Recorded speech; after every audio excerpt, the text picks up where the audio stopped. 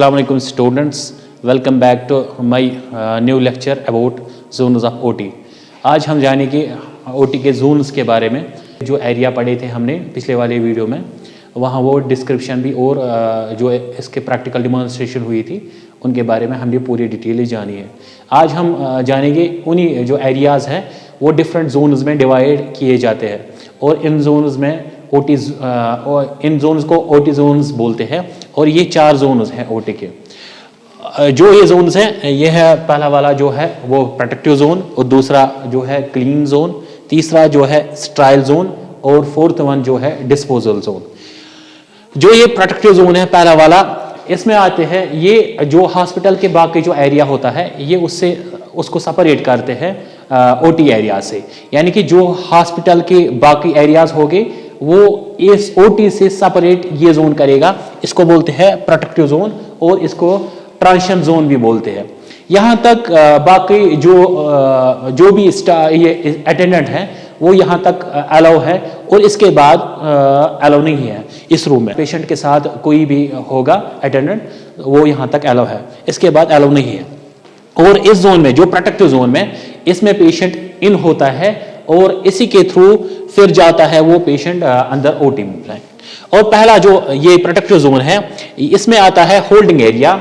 हमने ऑलरेडी पढ़ा है, इसमें डिस्क्रिप्शन भी मतलब पिछले वाले जो वीडियो आया था उसमें भी हमने बोला है कि जो ये होल्डिंग एरिया है यहाँ पे पेशेंट होल्ड होता है और इसमें डॉक्यूमेंट्स के चेक होते हैं, वो ऑलरेडी पिछले वाली वीडियो में डिफाइन किया हुआ है। और चेंजिंग रूम, जो भी ये स्ट्रेट क्लोथ्स होते हैं वो चेंज होते हैं OT सूट में, वो हम यहाँ करते हैं। वो चेंजिंग रूम्स भी इसी प्रोटेक्टिव जोन में आते हैं। और वहाँ पे वॉशरूम्स होते हैं, क्योंकि हमें पता है कि OT का स्टाफ हॉस्पिटल्स के बाहर जोन में नहीं जा सकता है, इसलिए वहाँ पे इसको ये वॉशरूम होनी चाहिए। वो वॉशरूम भी वहाँ पे अवेलेबल है और वो भी प्रोटेक्टिव जोन में आते हैं। और शू चेंजिंग एरिया, क्योंकि हमें पता है कि शू हम चेंज करते हैं वहाँ पे, और वो भी इसी प्रोटेक्टिव जोन और इसको आउटर जोन भी बोलते हैं और ट्रांजिशन जोन भी बोलते हैं। यानी कि जो ये एरियाज है, holding area, changing rooms, washrooms और शू चेंजिंग एरिया, ये सारे आते हैं प्रोटेक्टिव जोन में।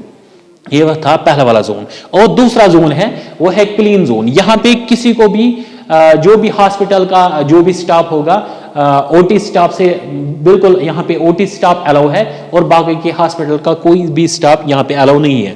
इसलिए यहाँ पे होते हैं, यहाँ पे ज़्यादातर अक्सर नर्सेज होते हैं और इस जोन में, और वो इस पेशेंट को IV इंसर्शन, IV लाइनस यहाँ पे डाल सकते हैं। और इस एरिया में जो ये क्लीन जोन है इसमें रिकवरी एरियाज होते हैं, रिकवरी रूम बोलते हैं। और जो पेशेंट पोस्ट ऑपरेटिव वहाँ पे हम रखते हैं इसको, इसलिए रिकवर होने तक, जहाँ तक हमको फिर यहाँ से हम इस पेशेंट को वार्ड तक शिफ्ट करते हैं, वो रिकवरी में थोड़ी देर रहता है, इसलिए वो यहाँ पे वो रिकवरी रूम में रहता है। वो भी यहाँ होता है क्लीन जोन में। और वहाँ पे ICUs होते हैं, मैंने ऑलरेडी बोला है कि वहाँ पे पैक्यू होता है, पोस्ट एनेस्थीसिया केयर यूनिट होता है, वो ICUs वहाँ पे अवेलेबल होते हैं।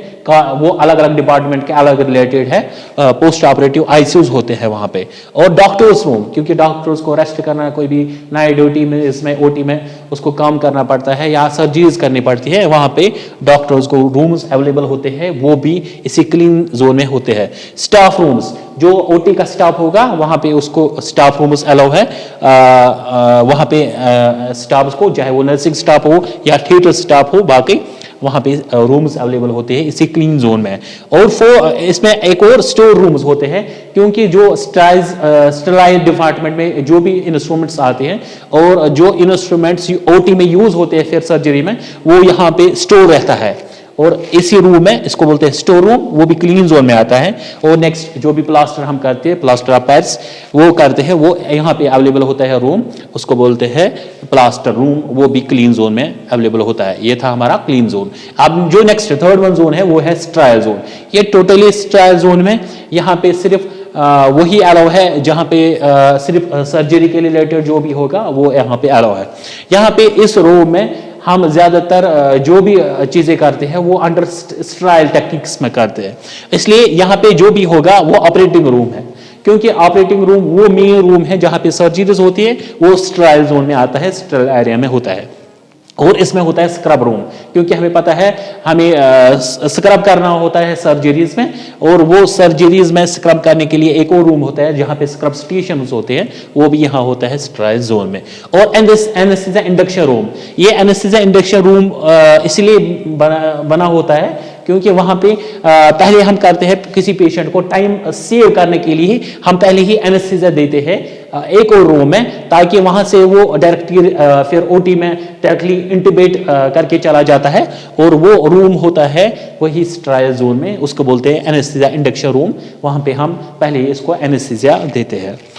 और लास्ट वाला जोन है वो है डिस्पोजल जोन, क्योंकि हमें पता है यहाँ जो है प्रोटेक्टिव जोन है, क्लीन जोन है, स्टेराइल जोन है, इन एरियाज में जो भी हम इक्विपमेंट यूज करते हैं और जो भी हम कोई भी चीज यूज करते हैं, वहां पे कोई ना कोई डिस्पोजल निकलेगा। जो भी वहां पे डिस्पोजल निकलेगा वो हम कैरिड आउट करते हैं इसी के थ्रू, वो होता है डिस्पोजल जोन। ये मेनली होता है पोस्टीरियर ऑफ ओटी के पीछे की तरफ से होता है। यहाँ पे इस एरिया में ट्रॉलीज लगे होते हैं, और यहाँ पे जो भी यहाँ से डिस्पोजल आइटम्स निकलेगी वो हम यहाँ से इसको बाहर फिर डिस्पोज ऑफ करने के लिए इसी डिस्पोजल जोन से निकालते हैं। ये था हमारा जोन्स ऑफ ओटी। मैंने बोला है ओटी के 4 जोन्स हैं, protective zone, clean zone, sterile zone and disposal zone. ये ओटी चारों जोन ओटी को अलग अलग सेपरेट करते हैं, कौन से जोन कौन सा एरिया किस में आते हैं। ये था